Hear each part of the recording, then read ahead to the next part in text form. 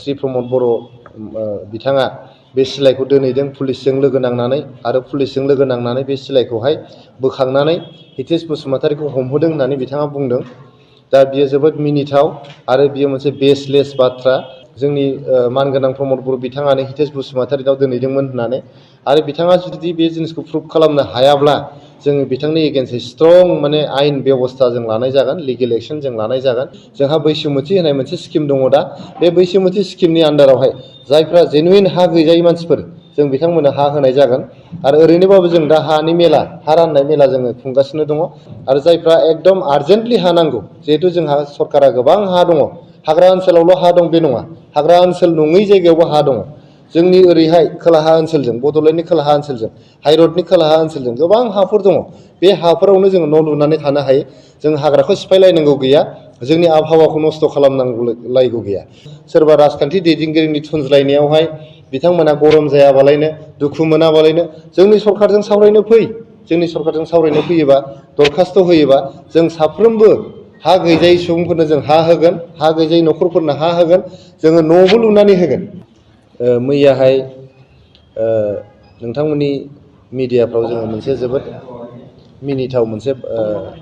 News report नुदों जे BPFनि आफादगिरि बिथां हाग्रामा महिलारिया गावनि जे BPFनि माखासे नेता कर्मिफोर जे हमजादों न'आवहाय सिलाइ दोननानै बा मोनसे गोदान आइजें दैग्रा आफाद बा अस्त्र हमग्रा आफाद दानो थांनायावहाय साथामजों BPFनि मावथिफोर हमजादों। बेखौहाय बिथाङा मैया बुंदों जे हितेश बसुमतारीनि न'आव जोंनि UPPLनि आफादगिरि, अदेबानि जोंनि BTRनि जे गाहाय श्री प्रमद बर' बिथाङा बे सिलाइखौ दोनहैदों पुलिसजों लोगो नांनानै आरो पुलिसजों लोगो नांनानै बे सिलाइखौहाय बोखांनानै हितेश बसुमतारीखौ हमहोदों होननानै बिथाङा बुंदों।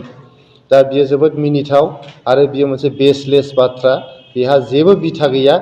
दा बिथांखौ जोङो चेलेन्ज खालामदों। बिथाङा 15 साननि गेजेराव बेखौ प्रुभ खालामनांगौ जे बे सिलाइखौहाय जोंनि मानगोनां प्रमद बर' बिथाङानो हितेश बसुमतारीनाव दोनहैदोंमोन होननानै। आरो बिथाङा जुदि बे जिनिसखौ प्रुभ खालामनो हायाब्ला जोङो बिथांनि एगेन्स्ट स्ट्रं माने आयेन बेबस्था जों लानाय जागोन, लिगेल एक्सन जों लानाय जागोन, डिफेमेसन जों बिथांनि एगेन्स्ट केस होनाय जागोन। लोगोसेयै बिथाङा बेखौ मिथिखानाया मोजां जे एम्बु जावनो थांनायाव जाहाथे जिबौआ नुजाथिया, नङा होमबा? जे गावनि सरकारनि दिनाव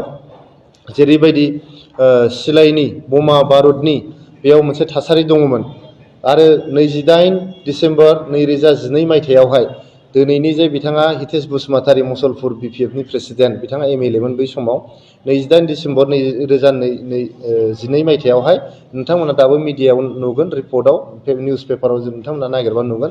जे बिथाङानो बुंदोंमोन जे जोंनि बड'लेण्ड ओनसोलाव हाग्रामा महिलारि बिथाङानो सिलाइनि बेफारखौ खालामगासिनो दं होननानै। दा दिनैहाय हितेश बसुमतारी बिथाङा हमजानायाव बिथाङा बेफोर खामानिखौ मावहोनानै हयथ' हाग्रामा महिलारिनि बिथोन बायदियैनो बेफोर खामानिखौ मावनानै हमजानायाव बिथाङा बासायनो हायाखै, गावनि लोगोफोरखौ, गावनि मावथिफोरखौ बासायनो हायाखै। बासायनो हायैनि दिनै दायखौ गुबुननो होनो नागिरदों। दा बिथाङा बासायनो हानांगौमोन, बेफोर माने बे आयेननि खामानिफोरखौ मावहोनानै बासायनो हायाब्ला मानो मावहोदों? दा ओंखायनो आं बिथांखौ चेलेन्ज खालामदों जे जिनिसा नंखाथाराब्लाबो बिथाङा जुदि हायोब्ला बेखौ प्रुभ खालामनानै देखायनांगौ। आरो प्रुभ खालामनो हायाबा बिथाङा रायजोनि गेजेराव क्षमा बिनांगौ, निमाहा बिनांगौ जे आं बेखौ बुंफ्लांदों होननानै। आरो नङाबा जों बिथांनि एगेन्स्टै स्ट्रं मोनसे लिगेल एक्सन जों लागोन, डिफेमेसन केस बिथांनो होगोन। बिथाङा हयथ' दिनै बोसोरनै आराय बोसोर सरकारनि बाहेरायाव थानांनानै पावार गैजायै जानानै, राजनितिक गोहो गैजायै जानानै बिथाङा गोसैदों, फ्रास्ट्रेसन जादों आरो बे फ्रास्ट्रेसननि गेजेरजोंनो दिनै बे जाहा थाहा खोथाफोरखौ बिथाङा बुंलागासिनो दं। जोङो बिथांखौ खावलायदों जाहाथे फ्रास्ट्रेसन जानो नाङा आरो बेबायदिनो माने आउल थाउल जेखौ गोसो बेखौनो बुंलाबायनायखौ बिथाङा बन्द' खालामनांगौ। बिथाङा सासे रेसपन्सिबल अपोजिसन पार्टिनि दैदेनगिरिनि बिबानखौ नाजावनांगौ आरो रायजोनि खामानि मावनांगौ। आरो नङाबा बिथाङा जिखिनि दिनै आथिं सिङाव हा दङ बेखिनि हायाबो बिथांना थानाय नङा आरो लासै लासैनो बिथांनि राजखान्थियारि इयुना बेबायदिनो जोबलांगोन। बेखायनो आङो बिथांखौ आरो बिथांमोननि दैदेनगिरिफोरखौहाय दिनैनि बे जोंनि खौरांगिरिफोरनि मेलनि गेजेरजों खावलायनो लुबैदों आरो बिथांमोनखौ आङो बुंनो लुबैदों। जोंनि प्रमद बर' बिथाङा, नोंथांमोना बयबो मिथिगौ, जोंनि बड'लेण्ड ओनसोलनि साफ्रोमबो रायजो राजाया मिथिगौ, बिथाङा सान्थिखौ मोजां मोनो। जोंनि ओनसोलाव सान्थिखौ लाबोनो थाखाय बिथाङा सान हर खामानि मावदों। बिथाङा भाइलेन्स फ्रि ससाइटि होननाय मोनसे मिशन जेरानाखि दुलाराय बर' फरायसा आफादगिरि जादोंमोन बिथाङा बे समाव बिथाङा बेखौ मावदोंमोन लोगोसेयै इलिगेल वेपन्स फ्री होननाय मोनसे केम्पेइन बिथाङा जोंनि भारतनि गान्धियानफोरखौ लानानै गोबां सान्तिनि थाखाय खामानि मावग्रा मानसिफोरखौ बेनि थाखायनो बयबो मिथिगौ सोर सान्तिनि थाखाय गसंदों आरो सोर माने असान्तिनि थाखाय गसंदों बेनि थाखायनो बावहाय जोङो दुनायै बेखौ माने बुंफोरथि होलायनांगौ खेंफोरथि होलायनांगौ बाथ्रा नङा आङो बेखायनो बिथांखौ खावलायनो लुबैदों बेफोर बेसलेस एलिगेसननि थाखाय बिथाङा जानगाराव थानांगौ आरो जुदि एलिगेसन होबाय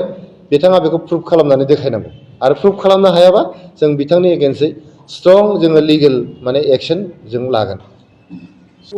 बै समाव जेलानाखि बिपिएफआ सरकाराव दंमोन होनबा इभिक्सन खालामाखै नामा गोबां जायगायाव इभिक्सन खालामदों नोंथांमोना मिथिगौ जे जोंनि बड'लेण्ड ओनसोलाव हाग्रा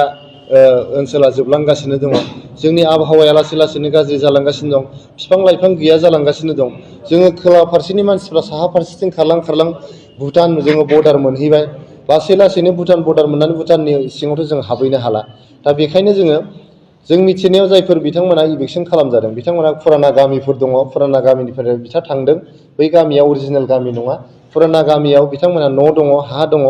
आरो जायफोरहा हा गैया जायफोरहा न' गैया जों बिथांमोनखौ खावलायदों जोंनि सरकाराव बिथांमोना दरखास्त' होफैदों जोंहा बैसोमुथि होनाय मोनसे स्किम दङ दा बे बैसोमुथि स्किमनि आन्दारावहाय जायफ्रा जेनुइन हा गैजायै मानसिफोर जों बिथांमोननो हा होनाय जागोन आरो ओरैनोबाबो जों दा हानि मेला हा राननाय मेला जोङो खुंगासिनो दङ बे हा राननाय मेलानि गेजेरजोंबो बिथांमोनखौ जों हा होनो नाजागोन आरो जायफ्रा एकदम आर्जेन्टलि हा नांगौ जिहेतु जोंहा सरकारा गोबां हा दङ हाग्रा ओनसोलावल' हा दं बे नङा हाग्रा ओनसोल नङै जायगायावबो हा दङ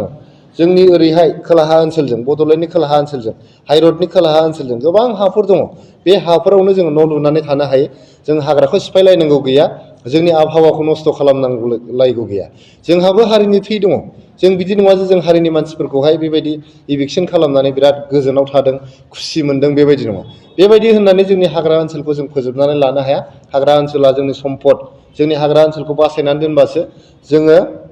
जोंनि आबहावा मोजां थागोन आबहावा मोजां थाबासो जों गोग्गो देहा लानानै गोग्गो समाज दानानै जों बाव जिउ खुंनानै थानो हागोन बेखायनो नैबे इभिक्सननि बाथ्रायाव आं बुंदों जायफोर फेमिलिफ्रा इभिक्सन खालामजादों बिथांमोना जेनुइनलि जुदि हा गैयाबा फुराना गामि बिथांमोना गैयाबा जोंनि सरकारनो दरखास्त' होफै खालि मिडियायावल' बुंबाय थायाबालायनो सोरबा राजखान्थि दैदेनगिरिनि थुनज्लायनायावहाय बिथांमोना गरम जायाबालायनो दुखु मोनाबालायनो जोंनि सरकारजों सावरायनो फै जोंनि सरकारजों सावरायनो फैयोबा दरखास्त' होयोबा जों साफ्रोमबो हा गैजायै सुबुंफोरनो जों हा होगोन हा गैजायै न'खरफोरनो हा होगोन जोङो न'बो लुनानै होगोन जोंहा दिनैहाय गामि गामि जों न' लुनानै होगासिनो दं PMAY नि आन्दारनि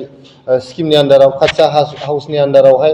आवास प्लासनि आन्दाराव जों न' लुनानै होगासिनो दङ दा बिथांमोनाबो जुदि हा गैजायाबा न' गैजायाबा जोंनि सरकारानो बिसोरनो हा होसै होनानै न'बो लुनानै होगोन निटकन होननाय कम्पानिखौहाय खालि बिटिआर सरकाराल' नङा आसाम सरकाराबो बाहायदों भारत सरकाराबो बाहायदों गोबां सरकारि एजेन्सिफ्रा निटकन होननाय कम्पानिखौहाय अडिटनि थाखाय बाहायो जों जिहेतु गोबां गिदिर बेहाय करापसननि एलिगेसन दङ